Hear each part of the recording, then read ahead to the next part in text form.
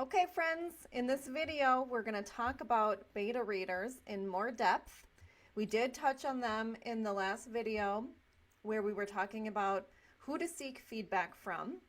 And beta readers is one of those groups of people that I think can swing either good or bad, and I want to set you up with the information you need so that it swings in your favor. So that's what we're talking about today, how to select, we already talked about how to select the best people, right? We talked about you can go ahead and consider friends and family, but think about whether they're in your readership or if they have experience writing a book or writing in general. What skills and background and experience can they bring?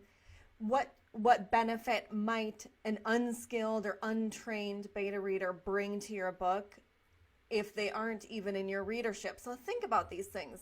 But today we're specifically going to address how to ask for feedback from those that you have selected. And for the purposes of our lesson, beta readers, we're going to consider them as non-professionals that are somehow uniquely qualified to read your manuscript and give you the feedback that will bring value to your book. That means maybe, again, they're in your ideal readership or something. They have something in their background or something about them that you know will give you a better chance of getting valuable feedback.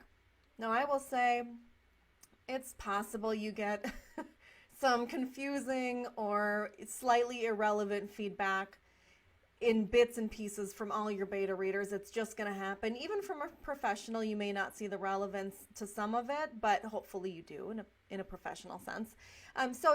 We're going to talk about these things, but let's dive in. Before we can talk about how to ask for this feedback, I want to talk first about reciprocation, which is a fancy way of saying, what do you give them in return, right? Because they're non-professionals, you're probably not going to pay them in cash money dollars. You definitely can. But if you want to get a little bit more creative or stick with more of a traditional beta reader role, you could give them something for their troubles, like a signed copy of your published book mailed directly to them from you, or a small gift, maybe a gift card with a thank you note, something that tells them you appreciate the time they put into it and the effort that they put into it. Even if their feedback wasn't necessarily valuable, try not to judge what value they brought to your book in showing your appreciation here. And don't be shy about asking them what they like. If you have a couple ideas, like, would you like a copy of my book, or can I send you a gift card to Barnes and Noble or whatever, some online thing, right? So you may hear some people say that you don't need to pay for beta readers, and you may be thinking like, okay, Danielle, this sounds like it could get kind of expensive, or, I'm just going to throw a note out into this writer's group or Facebook group I'm in and see if there's any takers. And that's totally fine, but in my experience, when you reward someone with even a small gesture, a small token of thoughtful appreciation for their time and effort, they usually have a bit more skin in the game. Have you heard that phrase? It means they're more invested. You don't necessarily need to tell them up front, but you can let them know, like, for working with me, I want to send you something. And so that will motivate them to give you a little bit more in their feedback. Otherwise, you're going to get a beta reader who is going to skim through your book. This is potential, right? Not guaranteed. You could get a beta reader who's going to skim through your book and go like, yeah, it's great, I like it. Or, it was entertaining. I wish it was longer. I wish it was shorter. Whatever. But why can't they say more? Because they're just not, what's it to them? They read it for entertainment, or they were bored or had a free day and they just like reading. So you may luck out and have a beta reader like refuse to accept what you want to give them, but typically just approach it with a mindset of like, I'm going to give them something in return. And you can even say that in your solicitation, if you will, in your ask. And just let them know up front, like, you will be rewarded. So now we need to talk about how do you let them know what you need? What do you tell them you're looking for? You, instead of just saying, here's my book, let me know what you think. There are some very specific things you can ask from them. And I want to like beg and plead you to never, never, ever do that. Please don't just send someone your book and say, let me know what you think. Don't do it. You know why? Because you're going to get crappy responses or personal, subjective opinions that give you no value. Believe me, it will happen. So be prepared. I recommend approaching this as you would a professional. In an employment situation, for example, you may come prepared with a list of questions.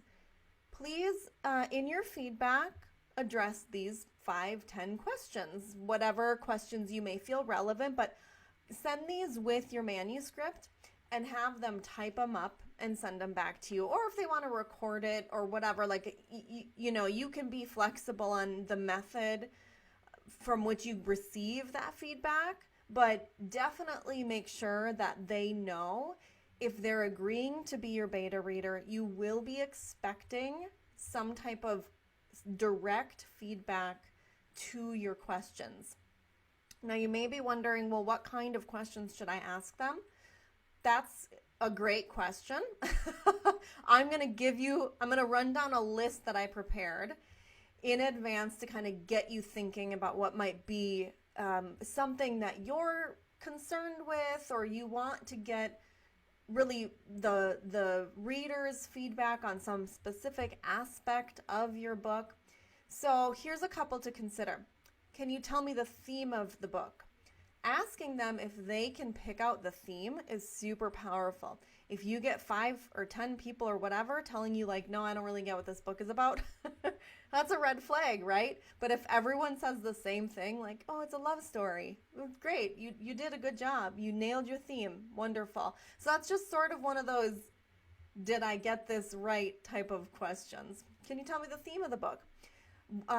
Who do you think the book is written for? Who would benefit from reading this? I love this question because it asks them to help you identify your readership as it's coming across on the page. Remember, in some of my foundational lessons, we talk about like, well, who is this book for? And try to imagine her and think about what problems your book can solve for them. So what benefit did this person reading your book feel that they received from it? And you don't need to ask them, what did you get from it? You can, but you can keep it more general. Well, what do you think readers will benefit by reading my book? What do you think they'll get out of it? So keep it in the they, they language, meaning the other people who haven't read it. What do you think they're going to get out of it? Did they see any gaps? Did anything confuse them? Did it deliver your intended value to the intended audience?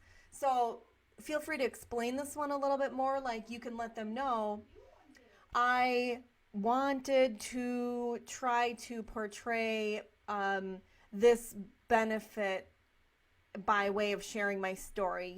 Expand a little bit if you want. You may or may not want to go into much detail to see if they can extract that. So think about whether or not this is something you want to leave very general and vague, or if you want to get specific, like, do you think I delivered on this? Did they feel they wanted something more or less? Do they want more of a particular character or less of this particular scene or series of scenes or something, right? Some piece element of the story. Do they want more or less of something?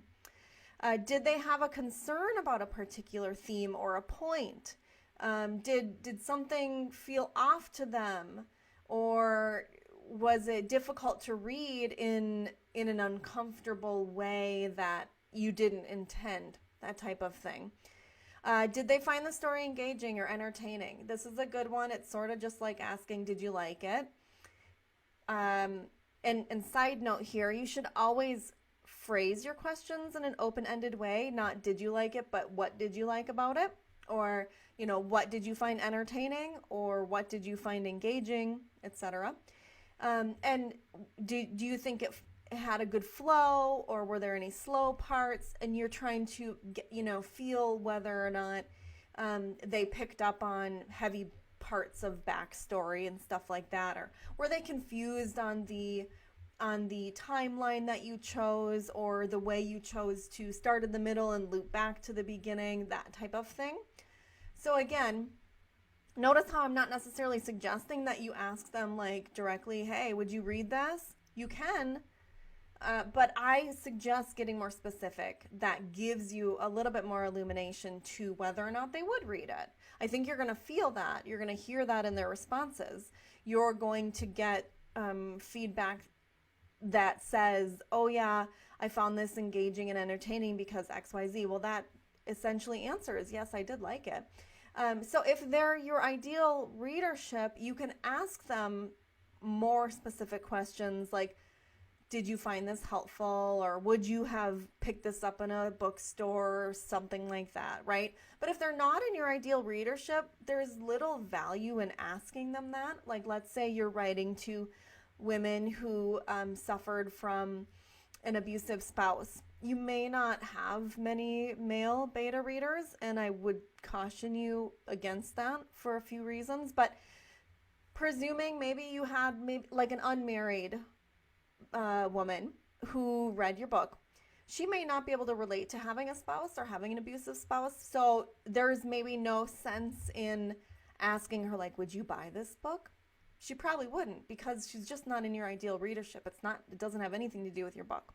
So just feel out whether you need to shift your questions for each individual beta reader. That's absolutely something you should think about and do. I encourage you to put the effort into it, because you're going to get more value back.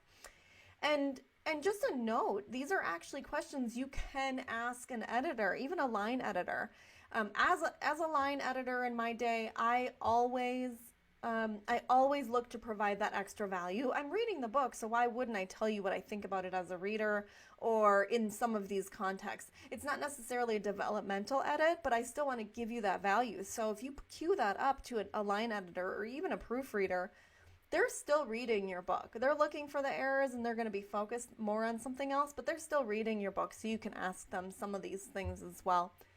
Now, you know who to find, how to pay these people, and what to ask them. But here's a few words of warning that I want to make sure you are mindful of before you go into this. Please do not use a beta reader in place of a professional editor. They're not the same roles. They operate from two different places. They really should be kept separate. And a beta reader is just not like a cheaper or a free editor. If you truly cannot afford to pay a professional to provide you with developmental feedback or even line edits, there are other options in addition to having someone read your book, such as a beta reader. So don't try to stick this in as a solution somewhere else. They have a very specific role, so just keep that in mind before you engage them. And then keep in mind that the feedback you receive, because they're untrained, we're considering them non-professionals, it's going to be a very subjective perspective. They're not trained in the way that they need to be trained in to provide you with more objective feedback. That's not to say they don't have that ability just as a person. Some people are pretty good at providing feedback in general, but generally just assume that you're going to get more specific, like subjective feedback, what they thought individually. They might just say like, oh, I didn't really like this character. She was moody. That's not very helpful. In my opinion, it's just not very helpful, because here's the thing. Betas are usually much more worth the trouble, and you get a lot more value out of them when you're a fiction writer, because you can mold the story and play with your characters and use that feedback to make those elements different and better and in more creative ways. With a memoir, we can't really change the story. We can't change what happened or who was in it or who those people were as characters. But you can use this feedback in a way that extracts at least a bare minimum amount of value. Maybe you portray that moody character in a different way where we empathize with her. And then you show like she's moody because like she's struggling under the surface instead of just this moody woman walking around growling at people. Well, why? So that might be a cue to just look into the perspective, the perception that they got of that character, for example. So don't be disappointed if the feedback comes back with just something that's like falling flat, you just didn't expect, or they completely ignore your questions. That happens. So don't have high expectations. Just go into this looking for, how can I get as much value out of this as possible? If you engage a lot of betas, you're going to get a lot of feedback, presumably, and that will be a lot of work for you to sort through and figure out what to use, what to not use, what to pay attention to, what has little value, etc. It can be overwhelming. It can be discouraging. You could get a wide variety of responses to the same questions. How do you know what beta feedback to pay attention to over the other?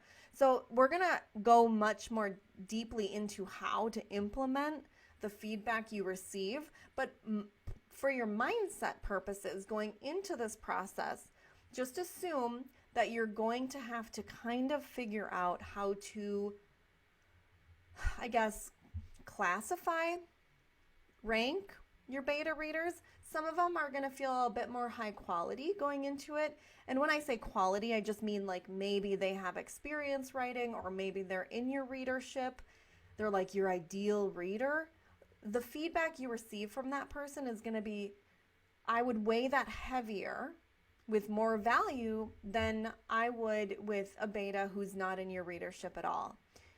So if you get conflicting responses to the same questions or conflicting perspectives on one element of your book, consider who it's coming from. And you can even go through the exercise of ranking them, like this one's number 1, this one's number 2, whatever, not to dehumanize them, but that could help you understand what feedback you're getting and where the value can be extracted from. So maybe you have like your top 5 and you focus in on what they say, and the rest of them you sort of breeze through to see if there's any additional perspective or wit they bring to that specific topic. So just be forewarned that if you send your book out to 35 people, you're going to have to look at all that feedback. So I suggest being more mindful and pointed about it, and really selecting very high quality people as you can find them. And then using your discretion on what feedback you're getting from whom. So at this point, you may be thinking, well, how do I find beta readers? Like, is there just a tree they grow on? So here's a couple places, and I'm not going to necessarily point you in one direction or another because I don't have I don't have any data to go on to tell you like this is where the good ones are.